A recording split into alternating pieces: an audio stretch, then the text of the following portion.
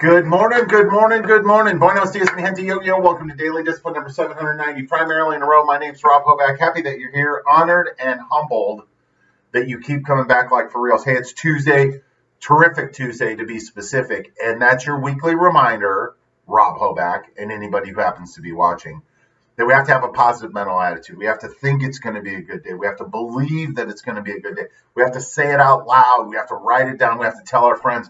And then when the nonsense comes, we have to remember that we're having a terrific Tuesday, right? Like if someone comes up to serve you a shit sandwich, you can always say, you know what? No, thank you. I'm having a terrific Tuesday. No shit sandwich for me. The date, December 15th, 2020. We're almost at the end of the year. Congratulations. 10 days left, shopping days before Christmas. So if you got work to do, you better get on it. It's also a work day. We got work to do. So let's do it. First things first, still the realist. You know what else I am? I'm here, right? I got up late. My alarm usually goes off, or not usually, it goes off 6 days a week at 4:45 a.m. First one's at 4:40. The next one's 4:45. A lot of times, I'd say 50% of the time I'm up before the alarm even goes off.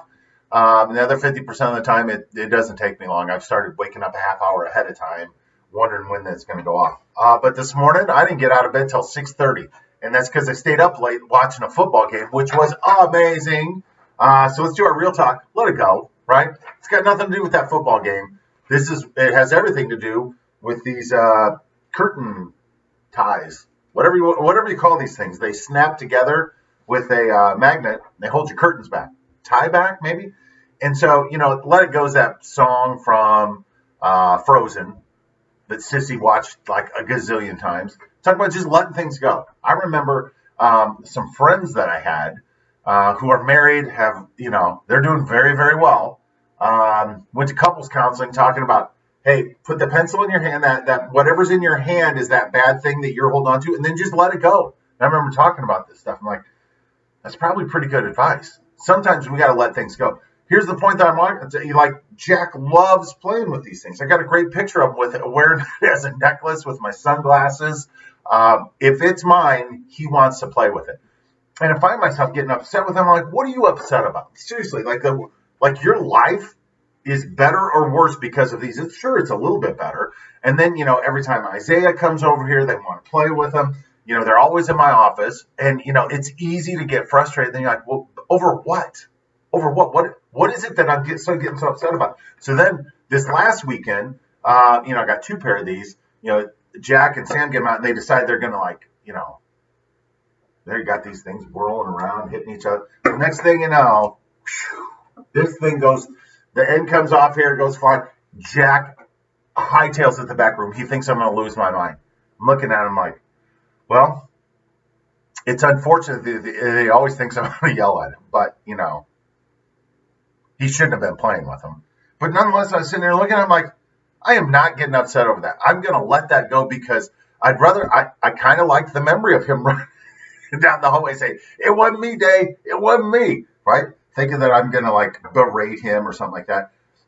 My point is this. How many times with our kids do we holler and get excited over stuff that just doesn't matter? And we think that it doesn't matter, but all we're doing is teaching to our kids that, hey, that stuff that's probably going to end up in the garbage or a garage sale and then in the garbage is more important than you. More important than you having fun with your brother. More important than you having fun with your cousin. And I'm like, yeah, no, it's not. Knock yourself out. I'm letting that go. I'm letting all that stuff go, right? Doing the best that I can. And I hope you do too. Just keep your eye on what's important. Being happy, building memories, creating relationships with your kids where they actually want to be around you. Stuff like that. Let's do our thank yous and we're done for the day. Number one, God's been good to us in the good times and the bad. Thankful for Addison, right? I can't write Let It Go and talk about Frozen without thinking about her. And all her little Frozen ornaments and Anna and Elsa and all that stuff.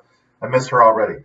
Thankful for daddy duty days off, right? So it was nice yesterday morning. The kids and I got the house all cleaned up. They went home yesterday afternoon. And then I had an evening to myself where I could just continue to clean and, just do my thing, right? It's nice to have a day off every once in a while. Thankful for bakers, right? And when I say bakers, I'm saying people who are good at baking. People not like me. I am an excellent cook. If you've not had my cooking, just trust me. But if you have had my cooking, you'd be like, yeah, that old boy can cook.